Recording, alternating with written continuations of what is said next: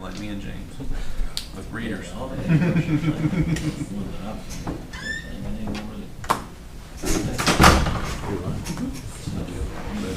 It may not.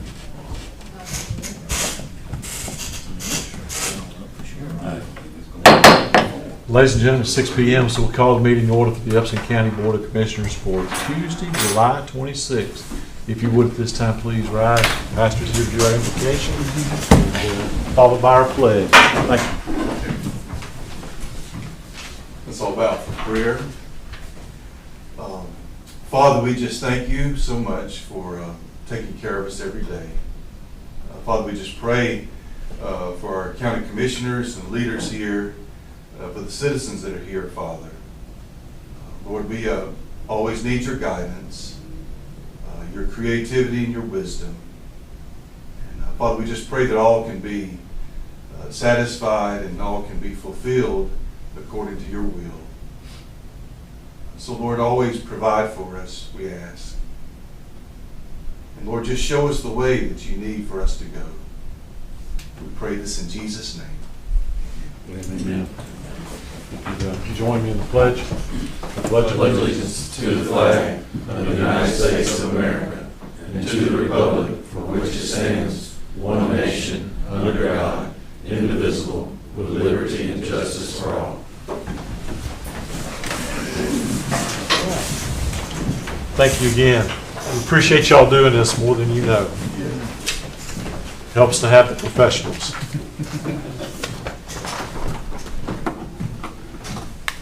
All right. Next on the agenda are public comments, and we have 4 people signed up for comments tonight. So as practice is, when I call your name, if you would, if you just please come over here and stand so the camera and the audio and the video can pick you up. State your name and your address for the record, and you have 5 minutes. And just remember, there's no conversation back and forth. You're addressing your comments to the board, to me specifically. So with that, Mr. James Neal. I ain't got nothing to say. I ain't got nothing written down. Oh, I thought it was okay. a sign-in sheet, so. Oh, it's awesome. We haven't never been before. So the same for you too, ma'am? No, I got something to say. Okay. Okay, so Miss Donna Neal. Yes, sir. Yes, ma'am. If you just and you can stand on this side too as well if you like. Okay. So if your name and your address for the record. Okay, it's Donna Neal, 133 Edwards Road, Yatesville, Georgia, 31097. Okay. Okay. My concerns is with this school tax. I'm 71 years old.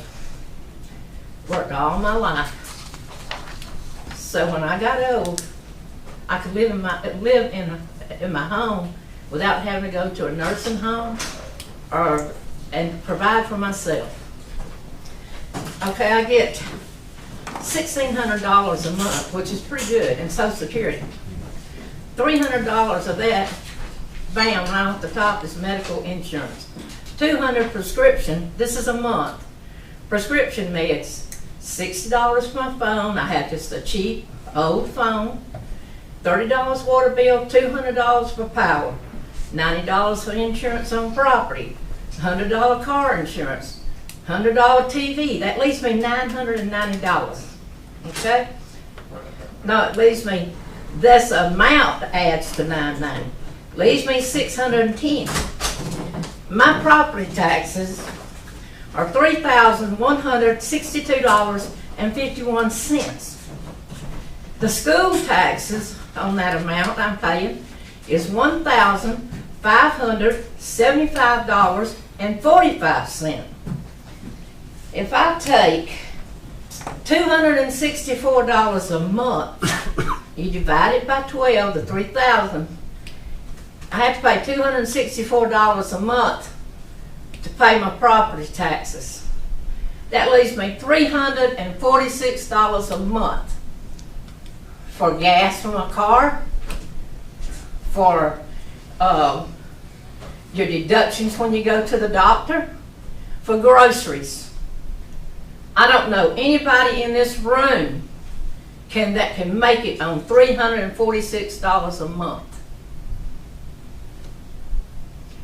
And I'm asking this commission, y'all need to go back and refigure on this school property tax. And see, in October, when the winter time hits, for those winter months, I had to pay propane, which is another $180 a month. Okay, I have never had a child to go to school in Upson County. I went to school in Upson County, but I didn't, you're just taxing the old people out of their home. And I've got to have a total knee replacement. I put it off for years and years and years because I couldn't afford it. Because Medicare is not going to pay the whole thing. And my secondary insurance is not going to pay it all either. Do you think I can go to Medicare and tell them, hey, I got something medically necessary that's got to be done, but I'm not going to be able to walk? And they're going to raise my Social Security? They're going to give me more money? They're not going to do it. They're going to say budget. And that's what I'm asking y'all to do. Y'all need to. I was a substitute teacher for 6 years in Coweta County. So I'm familiar with the schools. Maybe not Upson County. I went to school in Yatesville. But that's what I got to say. That's what I'm asking this commission to do, is to ask this school board to go back and re-budget, because we cannot afford to pay any more property tax. This is absolutely ridiculous. For the school to get half or over half of my property tax to the school. Now, I know they're in need of stuff, so am I. And that's my comment. That's what I got to say. I'm asking y'all to please find it in your hearts. Go over what I've said, because I'm not the only one that feels this way. I'm just brave enough to speak up. I hear people, all the elderly people sit and complain. I said, well, go say something. No, they don't want to get up in front of a bunch of people. Well, somebody needs to say something, and somebody needs to do something about it. And I'm asking y'all are our commissioners, y'all are elected by us, and y'all need to help us out. That's it. Thank you, ma'am.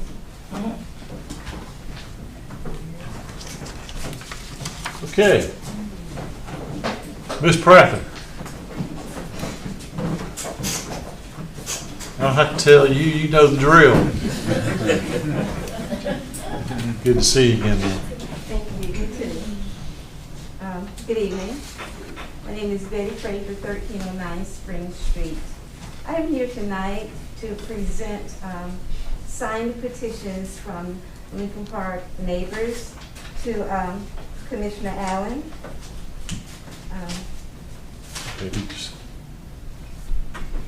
Why are we denied full sanitation service? To the Commission Chair of Upson County Board of Commissioners, we, the undersigned, petition the Upson County Board of Commissioners to extend the sanitation collection by including the pickup of yard debris. Currently, the Lincoln Park residents have to burn leaves and twigs or hire someone to carry them away. Why should we have to burn yard debris when we already pay a sanitation service, GFL, that could solve the problem? Three studies were presented to you that consistently show that outside burning causes or aggravate diseases such as asthma, heart disease, kidney disease, lung disease, cancer, and arthritis. Yet you ignore these findings and you simply tell us it would cost too much. Keep in mind that GFL serves both the city and the county. So why would it cost so much more for us to get the same service from the same provider? Both communities are high density. That is, the houses are very close together.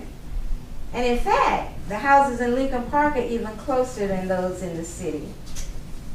City residents who live just one street over from us pay $2.27 a month more than we do. And GFL pick up their yard debris. If you can't get GFL to give us a fair price, then find another vendor who will. Do the right thing and stop the threat to our quality of life. When the petition committee and I talk to our neighbors, they all ask the same question. Why can't the county pick up our leaves and trimmings? And in the same breath, they would answer. And the answer would be, they just don't care. They just don't care about us. I hope you, commissioners, all of you, prove them wrong. Thank you. Thank you, Mr. President. Okay. Mr. Biggs, good to see you, sir. Come on down.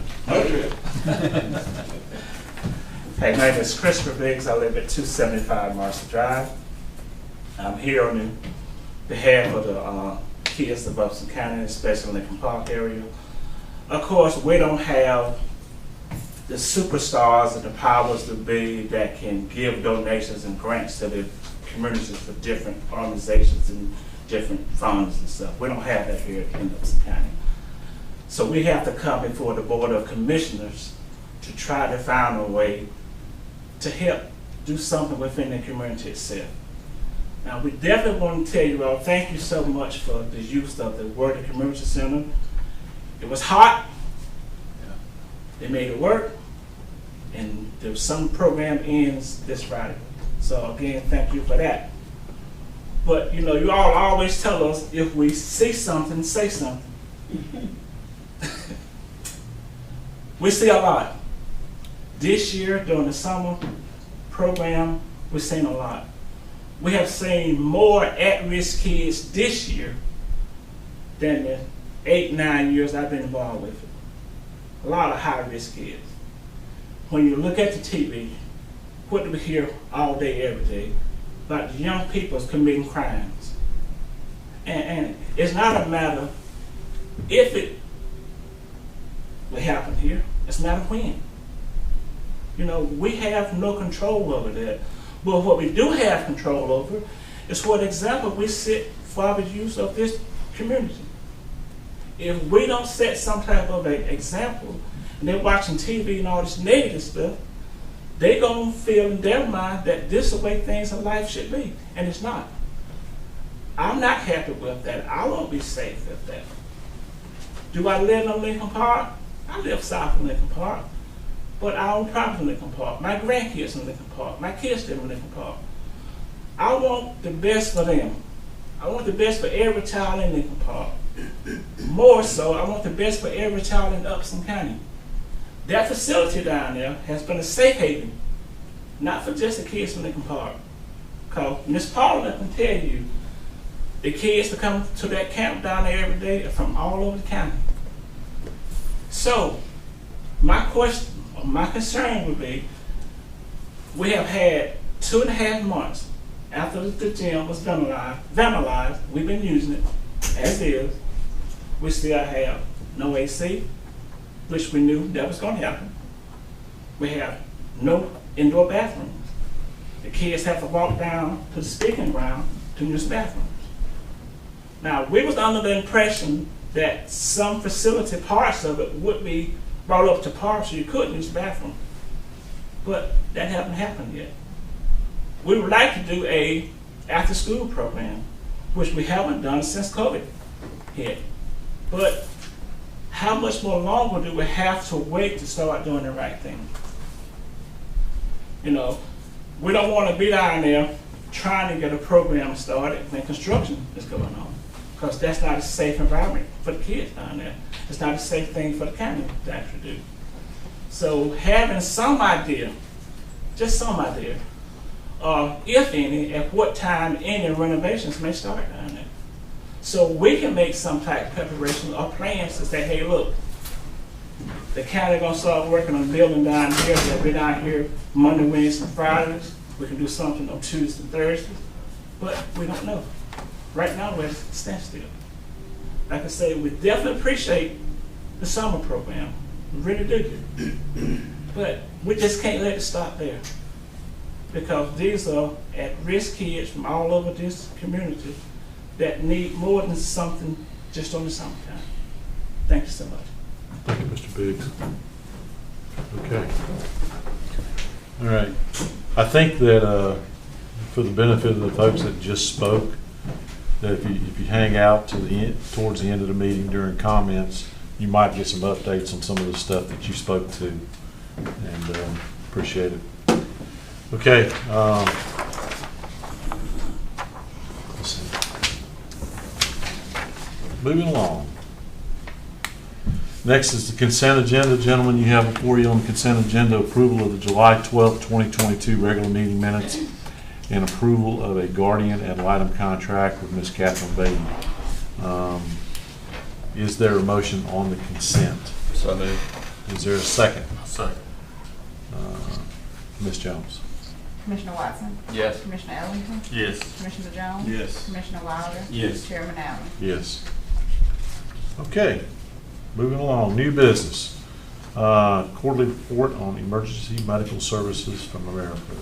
Jason, you want to tee it up? Sure, Mr. Chairman. So we established that we would, from time to time, at least quarterly, at the start, bring our representatives from AmeriPro to give you an update on progress and, more importantly, give you a synopsis of performance. So Doug with AmeriPro is here to present. Hey guys, how are y'all? And I apologize, while I was out last week, I want to say that I received Doug's report very timely. I just didn't get it over to the county clerk for your packet last week, but it should be in your folders now. I do have a couple Yeah, of and extra yeah. copies if you want to pass them around. And with that, Mr. Chairman, I'll turn it back to you. All right. Well, Okay, so we're looking at the from the start of the contract through the 15th of this month. As we reported last quarter, we were 100% compliant on our 9-minute response time. That's for life-threatening emergencies within the boundaries of the 9-minute parameter. And then we were right around 68% compliant on things that were outside of that first in 9-minute time frame. As you remember last meeting, we were still struggling a little bit with the hospital and the difficulty in using the 911 trucks to transport out. That has come down quite a bit, about 80% reduction in the use of the 911 ambulances for hospital transport. Some of that is that we are putting up a non-emergency truck about 3 days a week. Our staffing is still a heavy concern in that, but we're at least getting it up 3 days a week. We've also redacted the contract with the hospital to allow them to call any vendor that they wish and not give us first right of refusal because we're just unable to service them with that, so that's helped a good bit as well. You can see on the first line of the second page, Upson Regional Medical Center, we have taken 1,225 patients to that facility, which is about 85% of all your 911 calls. The rest of the list there gives you the top about 15 or 20. You can see what that is, but it drops off dramatically after that. The blank line right underneath Upson Medical Center, what those numbers are the times that we arrive on the scene and we don't transport. That's why there's no facility there, so those can be your refusals, cancellations, different aspects of that. And you can see that number has consistently come down since the beginning as well. And if you guys will remember, that was one of the struggles that the county had with previous vendor was, or provider, was that their refusal rate was a little high and some of the citizens weren't getting the care they needed. So our refusal rate as it sits today is 28%, which is in line with the national standard and an improvement of over 2% since last time I spoke with you. We are currently not under contract to have a manager down here, but I did move one down. As this board probably realizes, we did take on Pike County.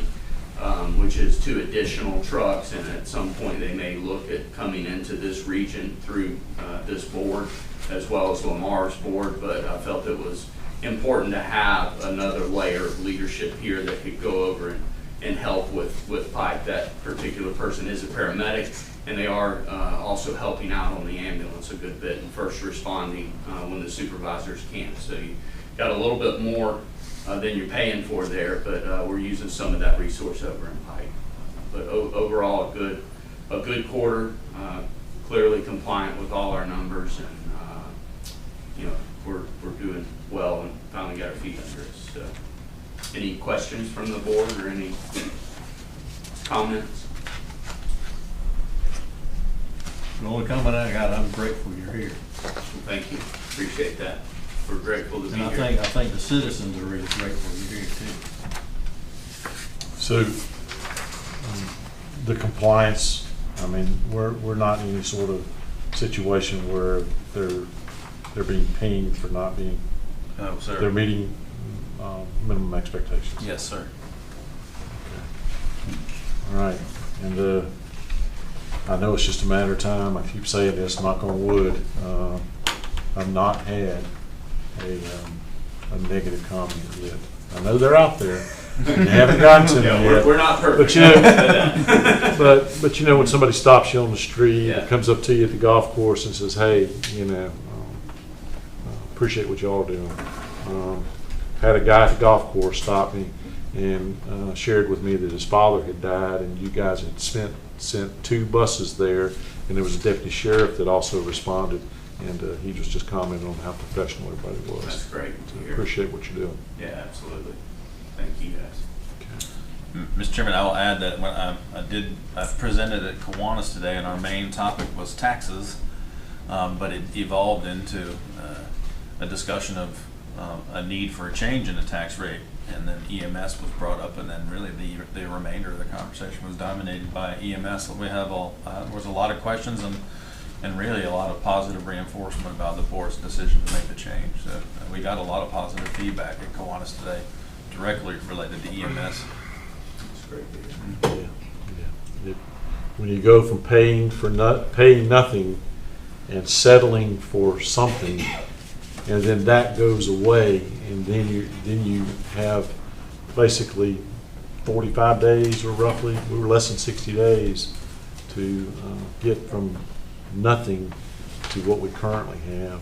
And yeah, it's not cheap, but I don't think anybody will argue the price for the service y'all provide, except us when it comes time to renegotiate a contract. Don't let that get by. Yeah. But we appreciate what you guys are doing, and so your challenge is you've set a very high bar coming in the door, which is what we expected. Right. And so keep it up. Yes, sir. We certainly will. Keep it I have up. a quick question. How are y'all doing with personnel? So right now, last time I was here, we had a total of 6 openings. We're at 4 as we stand here today. 3 of those are paramedic, one's an EMT. We have an EMT in orientation this week that will fill that role, so we'll go down to 3. But we don't go a week without someone leaving and someone coming. It's a high turnover industry, it's a high stress industry, and on the heels of COVID, that's just made it worse. So, but we're doing a lot better than we were in that 45-day window, and we're comfortable with covering the shifts and even bringing on Pike. That didn't hurt us. We actually got some people in the Pike County system that wouldn't come this far to work, so it actually kind of helped out that way. Anybody else have anything? All right. Thank you. Okay, you're welcome. Okay. All right. Gets us down to the end. Comments, updates, Jason? Yeah, Mr. Chairman, I wanted to concentrate on 2. You have a brief update from EMC Engineering on some projects and email that I shared that will also be submitted for the minutes. They're actually going to come to the work session and do an update next week. So I'll spare the board that, and then you can discuss with the engineer directly on some of those. The 2 items I wanted to cover today, Commissioner Watson had asked me about an update on our broadband project. We have a bi-weekly meeting. I do remember updating the chairman on that, but for the sake of the rest of the board, at our bi-weekly meeting a couple weeks ago, we do have boots on the ground here from Highline, and they're in the process of doing pole evaluation. So that's going to be going on for the next several weeks, actually the next several months. During that time, they intend to launch the citizen portal, which I've told the board about before. So, and that's actually due this week, according to the schedule I got from a couple weeks ago. So, our call again is tomorrow. So I'll have a better update for you on where they are when we move into our work session next week. So, And just so for clarity, though, the citizen portal is going to be where citizens can go in, I'm assuming, and, Exactly. and get some sort of estimated time that they may be in their area. yeah, to begin with, it'll be whether or not they're going to be an eligible customer or not. So, yeah. So they'll be able to type in their address and then find out if that's one of the census tracts that's covered by the grant. So, but there's three options. So they're either in the census tract that they're targeting, they're either in between where they're at in a census tract, Right. which they could potentially get service through them, or they're just out. Right. So yeah, there will be some overlap, and I think the way they refer to it, I think I described it at the last meeting, is Grant Plus, and Grant Plus Plus. So Grant Plus means they're in the area and they will serve you, even though that's not part of the project that the state and our local funds are paying for. And then what they call the Grant Plus Plus, they're going to be reaching out to higher density neighborhoods to offer competitive services. So that neighborhood may already have some access to some degree of high-speed internet. They'll be in there trying to offer another better option. So more people will have access to this new system than just the number that we submitted on the grant application. So people will be able to access that and find out if they're going to be eligible for the service or not. Again, I'll have more of an update for you at your work session next week, as our meeting is tomorrow. And my meeting with Parrish regarding the Worthy Gym and the updates on our Judicial Center construction is also tomorrow morning. So I'll have a full-blown update for you at the work session for that too. So as a matter of fact, in my inbox now I have the first blush at construction estimates, which I haven't had a chance to review. I got about 3 o'clock today. So I'll be covering that with Parrish tomorrow, and then they're going to come present it to you directly Wednesday at your work session. And then they'll also have the estimates for the Worthy Gym project at the work session as well. So that was, and then the last item I wanted to cover, Mr. Chairman, is, and the chairman and I spoke about this Monday because it was fresh off the analysis from the finance office, but as I had discussed with the board, we were generally going to be discussing millage rates every meeting until we get to late August. So where we left it in our discussion last, we were at 7.360 on our general fund millage rate, which is a fairly significant reduction to the year before. We're still there, and that's what we ended up advertising, and that's what we'll still be recommending the board approve. We had presented at the last meeting a 5.430 millage rate for joint projects for unincorporated residents. Our estimates are now showing that at 5.110. And then lastly, at the previous meeting, we had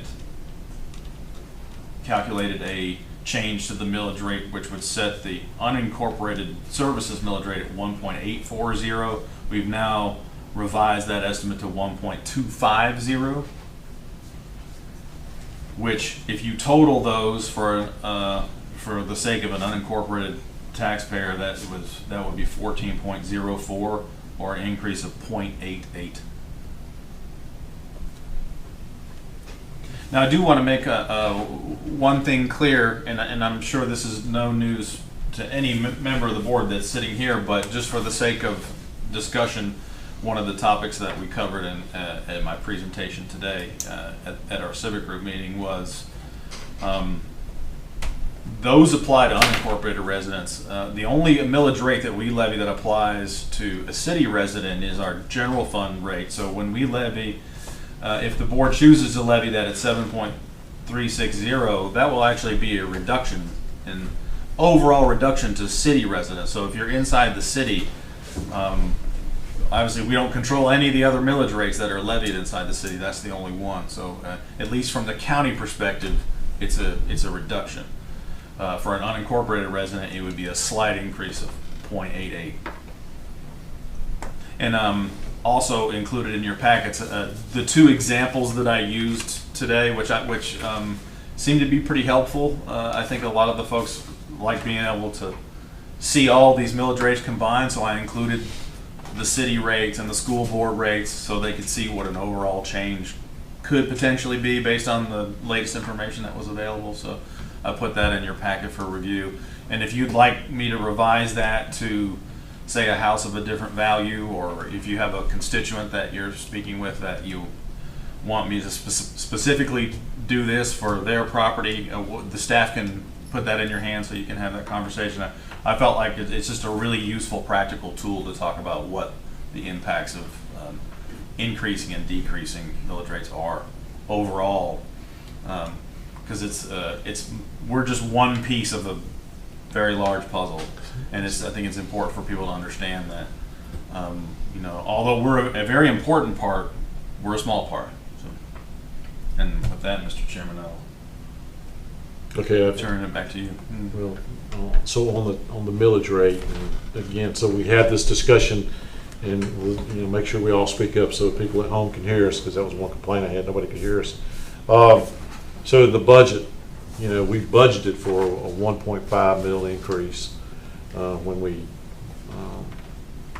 went through that process late last year.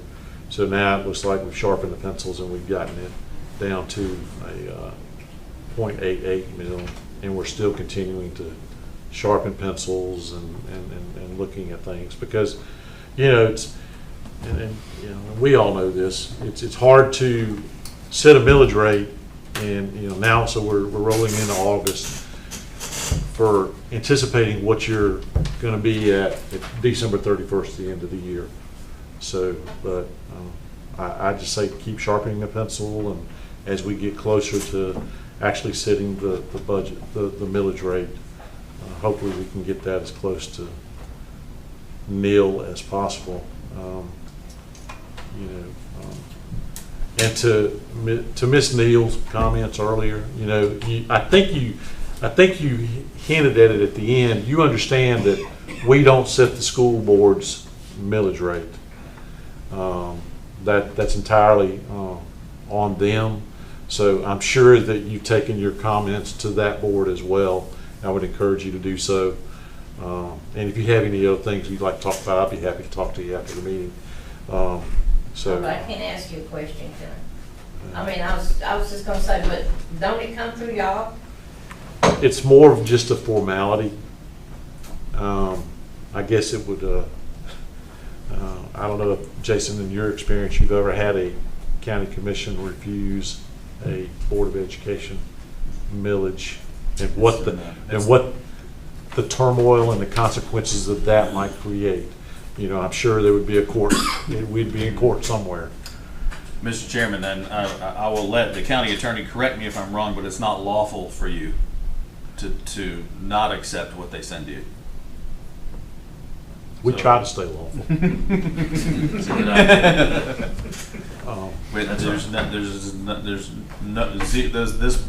This board of commissioners has zero control over that millage rate. They are taxing authority. They are. Independent We just of this board. It's the county government that consolidates all of the digests and sends it to DOR. So that's the one component that y'all. And I would just comment again.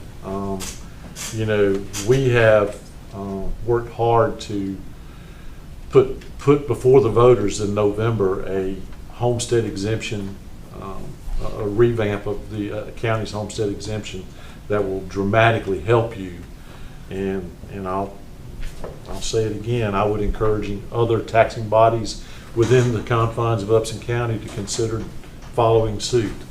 You know, we want to give the homeowners, the people that live here, paying taxes on their homes, a greater break on their taxes, because we understand that values have gone up, and that the formulas used for senior citizen exemptions for your property tax for county taxes has been long overdue an update. Nobody really qualified for those exemptions, so that this fixes it. So I would encourage you to make sure you go vote in November. And I vote every year. I mean, I vote every time there's an election. all right, and then the community center had some conversation today about it. So we've got the parish coming in, and they're going to give us an update on what they consider to be a more realistic construction estimate, and we'll have that soon. I was not aware. I thought that we were going to fix the restrooms in the facility for the use, and that wasn't feasible, or That area is inside the area that's contaminated with mold. all right. So we hear you. Anyway, so we're working on it, and as you probably know better than most, that these things do take time, and you know, and it you know, especially when we're in a situation that we're in now with looking at cost and inflation and everything like that, we've got to make sure we get the most bang for our buck. But anyway, Jessica, you have anything for us? I don't. Mr. English? Did put hopefully the final touches on the call for the election today. So Okay. I'm talking with Mr. Haney, and that should be ready to go November the 8th for the Okay. Homestead Exemption. It's easy to cut and paste, ain't it, Jane? No, I'm not saying to y'all, but for others that wanted to emulate what we've done, it would be fairly easy for them to, you know, it's not copyrighted material.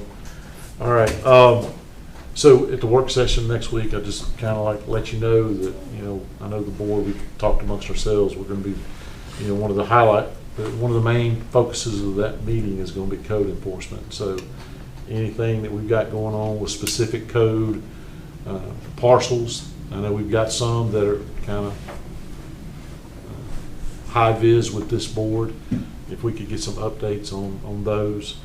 I rode by one today, and we just can't seem to be making any headway on that. So I'll be looking forward to seeing that, and be looking forward to seeing what kind of updates we have on how the magistrate court process is working.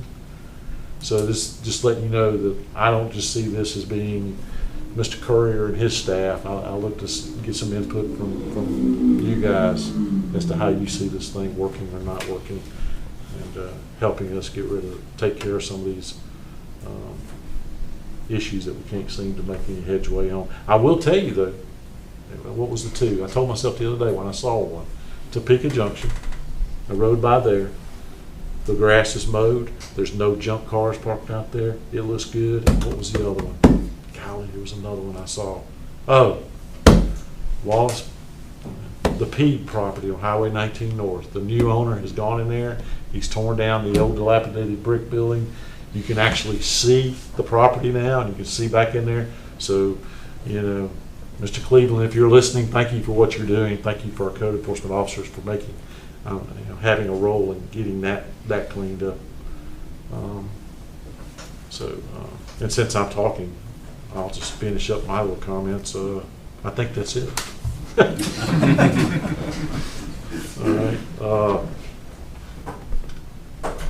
All right. Let me pull that back. And to Ms. Prather's comments earlier, you have a meeting with GFL. Yes, Thursday. Okay. Yes, so Thursday. You know, Ms. Prather, we hear you. He's got a meeting scheduled. They're at least having some discussion about the possibility, but you know, it's not going to be easy, and it sounds like that for them to even consider it, it would have to be compulsory to make it worth their while. Meaning, you and all your neighbors would have to pay for it, whether they want to or not. So we've got the petition. That's some good information to have that we can, kind of bounce that against the population down there and see if, so kudos to you for bringing this in. Your timing was impeccable. Thank you. With that, Mr. Wild, what you got? I just want to say that I want everybody to know that our effort is to make the final millage rate change as painless as we possibly can for all our property owners. We all know inflation is hurting everything, and we want to make the millage rate as best we can get it to provide the services that you deserve and that you're paying for. And I know I want to say that I know you mentioned Friday, I believe, was the last day. We want to thank the Lincoln Park group for, especially Paula and company for limping through this summer as hot as it was. I visited them, and it was hot in there. There was a lot of children there, and I believe she told me the last time I talked with her that the air conditioning, for some reason or another, we got it working for the last few days, and Friday will be their last day there, and if any of the commissioners, because I'll stop by for a little while to chat with them. If any other commissioners want to go, it would be great to have them there too. But I do want to thank you all for limping along and putting up with it. And we know that it was a long process to get to where we are. And we find out in the meeting from parish construction what the recommendation is and what it's going to take to make that place better in the future. And that's all I have to say. You don't want to say thank you to Mr. Dusty Ellington for removing the tree on Rain Street today? Tee that up for you. Thank Mr. Elliott, and we want the young man sitting right here that made such a fuss about that tree for so long. I guess he's a happy camper now. It's good. I was down there today, and they were just about down to the wire. So anyway, and it's there are times that it takes things a little bit longer than we would like to see to make it happen, but we can't just snap a finger and make it happen when you want it to happen all the time. But those times we'll make every effort that we can make to make things like it ought to be. Let's give it. Yeah, we need a little time sometimes. Well, in this case, it was the property owner, and he took responsibility, and kudos to him for taking responsibility. That's good. It did require a little county help to finish the cleanup tomorrow. You'll probably, by the 7:30 in the morning, you'll probably hear some county trucks down there getting that tree out of the right of way. But anyway, so that's all I have. Mr. Jones. I want to appreciate everybody that showed up tonight. It wasn't several months ago, there was one or two people, and most of them was Dave and the newspaper. But I'm glad to see citizens showing back up to the meetings, and it's your right to stand up and say what you think. And I appreciate everybody that comes and speaks, because there's a lot of things that happen in this county we don't know about until somebody brings it to our attention. And speaking about the taxes and everything, I really appreciate people voicing their opinion and talking to us about what they think, because y'all are the ones that make the county go. And that's it. Mr. Johnson. To echo about everything, we are working on the millage rate. Everybody that sits up here, just like everybody out here, pays the property taxes. I don't want my property taxes to go up no more than you want your property taxes to go up. I don't want my school taxes to go up no more than you want your school taxes to go up. I simply say this: we're working on our end. We're only responsible for what the county's portion of that is. The school tax, to address you, ma'am, that those are elected officials that if you voted, you elected to put in office over there. And I encourage you to visit your board of commissioners when it's a county issue and it's a county tax. When it's a school board, go over there and talk to them And hey, I have received calls, I have received text messages over the last week and a half about the increase in the millage rate. We all feel it, I understand it. Nobody up here wants to intentionally, burden a taxpayer, okay? But we have services that we gotta pay for that you expect. And people say, well, inflation. We all feel inflation. Well, you know what? The county buys gas. The county buys supplies. So the county feels that inflation also. I feel it personally, and then the county feels it. So we got to navigate that. We're not through. We want to minimize as much as possible. Yeah, absolutely. Yes, I'd love to say there's going to be no. It would be a great relief to me personally to say, hey, my property taxes are not going to go up. Because I assure you, if I got extra money, I can find ways to spend it other than paying taxes. But another thing I want to jump to, and I don't have the information in front of me, and it's been a while, but I want to talk about the Homestead Exemption that everybody's going to have an opportunity to vote on when they go vote in November. Right now, currently, and this is not really being talked about in our community because everybody's concerned about taxes, but I would think this would be something big that we would all be talking about. Because currently, right now, if you're a senior citizen and you go up and you got income levels that if you make so if you were lucky enough to get Social Security and some type of pension or other retirement, you're disqualified. You can't get any exemptions. Okay. Well, what we're proposing is we're going to eliminate that. Correct me if I'm wrong. There's not going to be an income level. That's right. Most of the income levels for that stuff was like 1978 to 1984 types of information, and we all know in today's times that incomes have grown. Even Social Security has grown. Not that much, but it's grown. But there will be no income levels that you have to meet. You go up, you sign up, and it's going to increase. And it's going to increase by your age. And it's going to increase by the index, inflation. If the inflation is real high, it's going to be more. If inflation is real low, it'll be a little less. So that's what I want to talk about. That's what I want people to talk about. Yeah, none of us want to pay more taxes. We don't want to pay $1 million. We don't want to pay $500,000. We'd rather pay $2 million less. But that's not realistic. But what I will say is this, I want to get it out to everybody that this is important to the senior citizens. Because if you're not a senior citizen today, there's going to be a point that you will be, and it's going to be very important to you to save that money. If you live in District 2, and if you don't live in District 2, you can get a hold of me. Somebody's trying to get a hold of me right now. Probably watching it. Right. Call your commissioner and talk to them. We're people.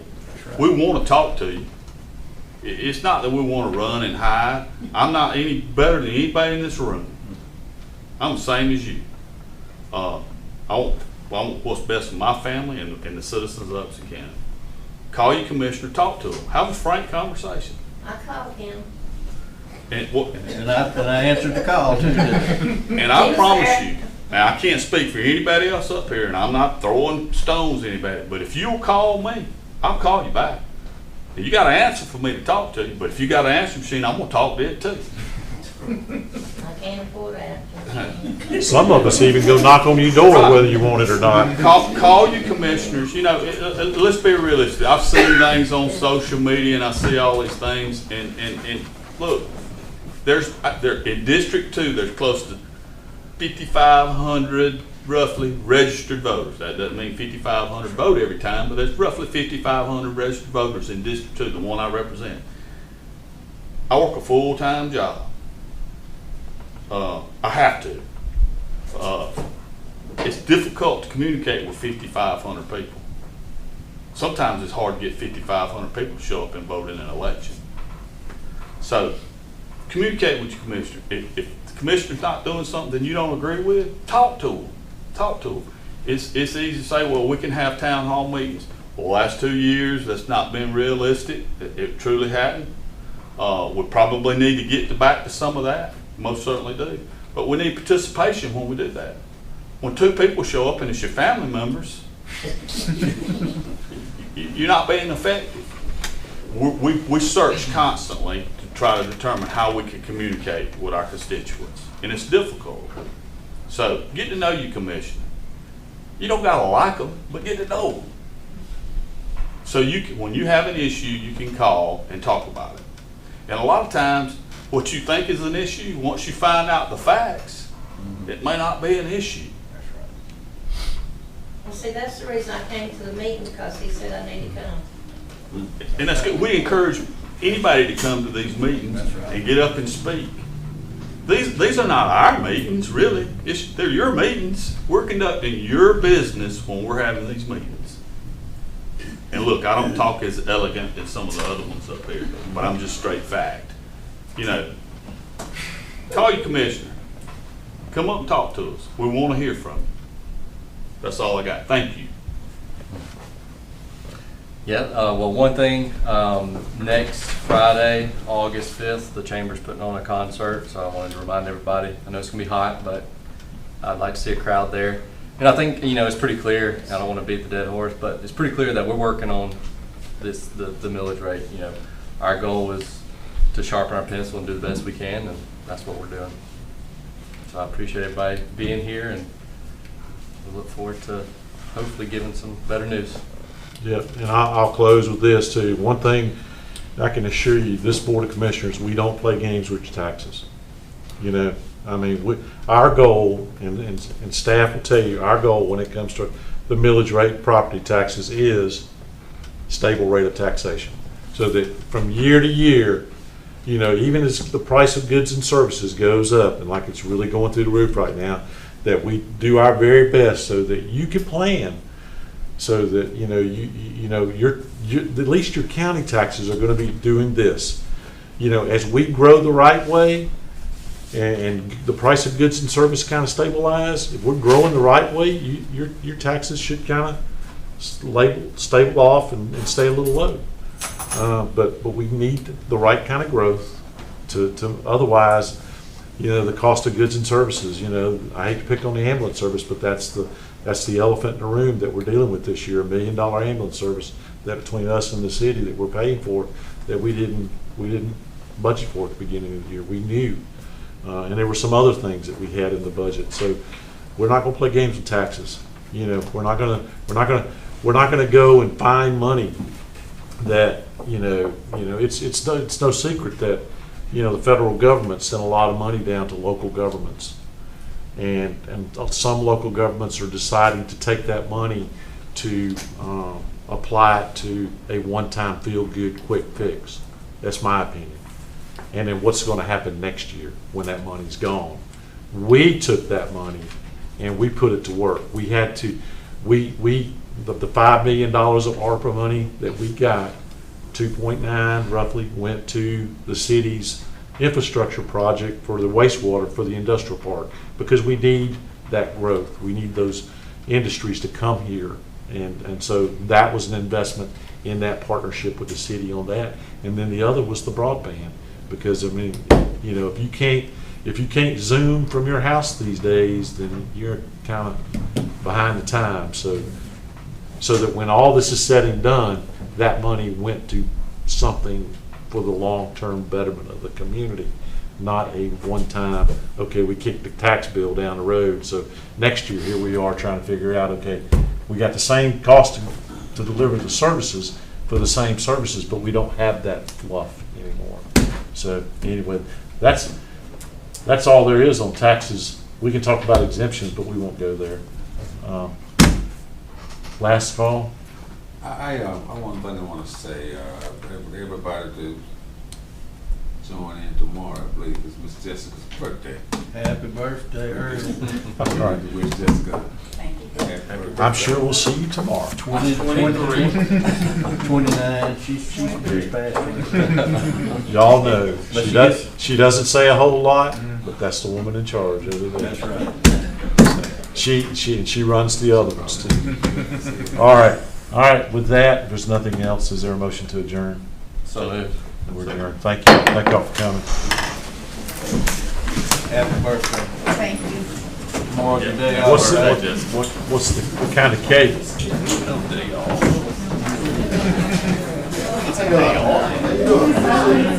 Perfect. Yeah.